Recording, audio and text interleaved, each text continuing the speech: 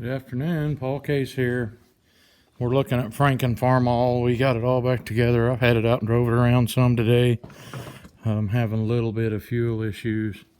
For some reason, this deal's not focusing good in the barn here, but it doesn't even have that bad paint on it. Of course, it's two different colors, so we changed the rear end. Tires are about 50% and they're not great. I've been fixing some little things on it. The starter's not right. Sometimes you have to wiggle the wire on the starter, so it needs some soldering down inside. And that hydraulic hose that hooks onto that 3-point had a hole in it, so I had to fix that. It does have a little bitty leak on that sediment bowl. And I got one other issue. It'll plug up the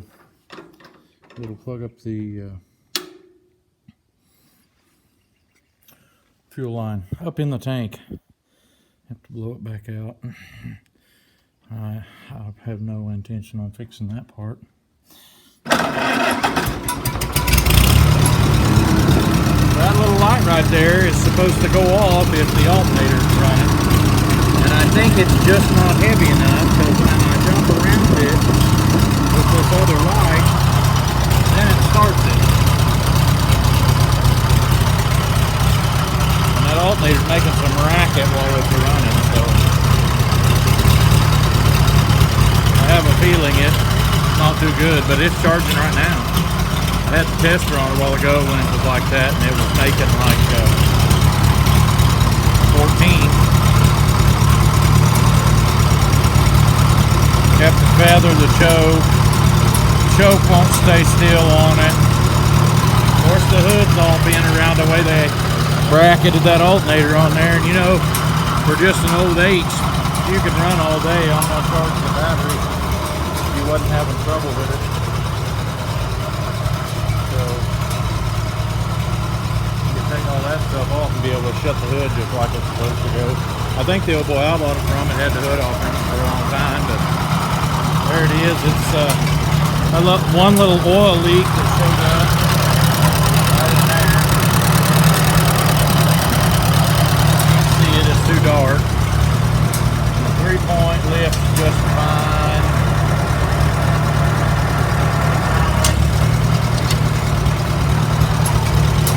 Of course, it's single acting cylinder, so it's got to have weight on it to go down, but it's going down really slow.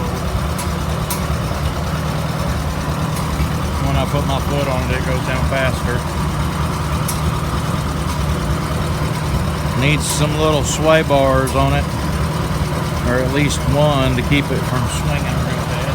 That's okay. It's for sale. I got a little 6-foot 3-point bush hog I'm gonna offer with it. There's Franken Farmall.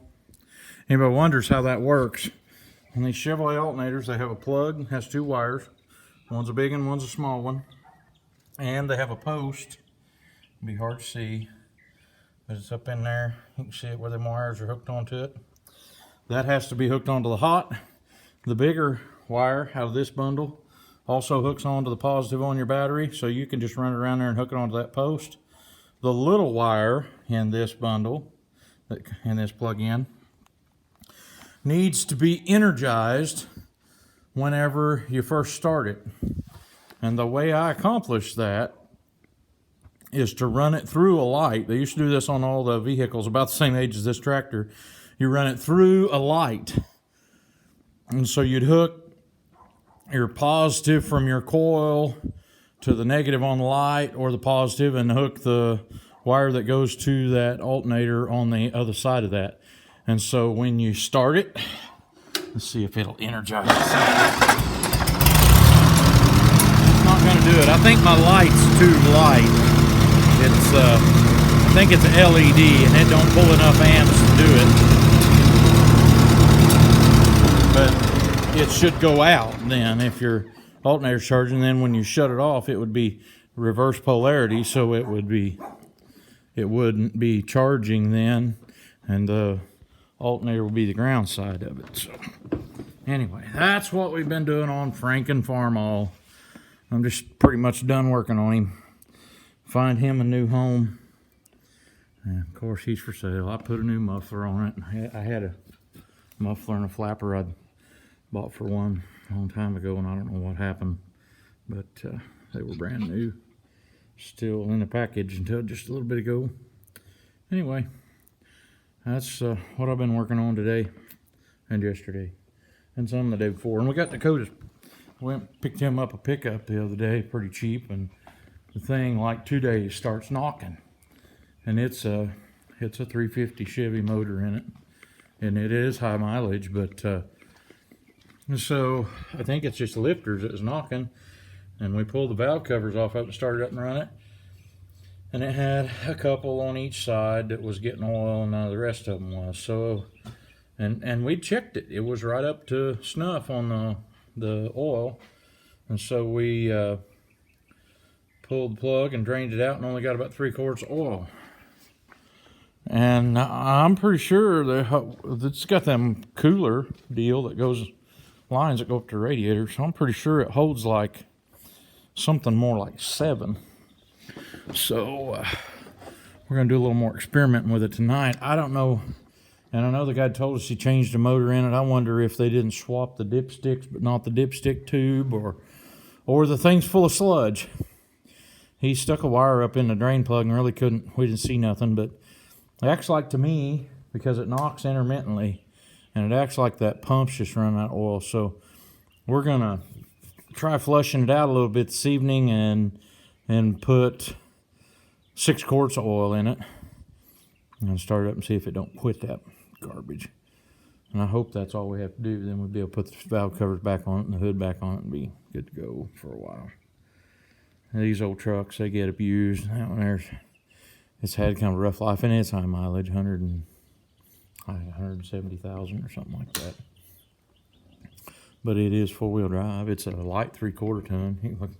6 whole wheels on a 3/4 ton. That's what it's got. So anyway, I'm thinking I'm about done working in the shop for today. I may go down to the sawmill and put it around a little bit. I got that D19, and we found the parts for it. I had a WD-45 that we got years and years ago. Cousin of ours left it sitting at a place my dad bought from him, and we had it running at one time, and it was a good running tractor, but it developed issues, and then it became the parts donor. And I pulled the hydraulic pump off from it. What I was missing, they're a piston pump, and they've got a set of roller and their little legs kind of hold the roller in position so that it also pushes on the pistons for the pump, and one of those was missing. I think I've told you about that in a previous video. Well, the leg had the hole wallered out in it too, and the leg and the rollers look identical. So I think I'll be able to just swap those out and put the pump back in that thing and put the covers on it. But it's got so much hydraulic issues there with other stuff. I think I'm just going to go all the way around all that other stuff, and we'll just have the pump pumping oil. And it's got a dual spool valve on the loader, and I'm going to run my pressure line through that, and then to the dual spool valve I'm going to add on to the back of it, and it'll have one outlet and the 3-point on that dual spool on the back. So it'll have more hydraulics than a lot of them have anyway. It'll be set up to where if you was going to pull a little pull-type bush hog with it or something like that, you wouldn't have to, or a rake, you wouldn't have to take anything loose. You wouldn't have to unplug any hoses to be able to run an exterior valve. Anyway, I've rambled on about enough. Well, we got another good rain last night. You hate to turn down rain, but dadgum, we've had a lot. There's water standing all over the top of the ground. It won't soak in. It's so full of water already, so it's just kind of one of them nasty type deals. Can't get in the field with nothing. I don't really have any field work to do, but I have some I would do. I got a bunch of sawdust I need to spread, but I don't want to track up the ground to be able to do it. And I guess I need to get my spreader all fixed up.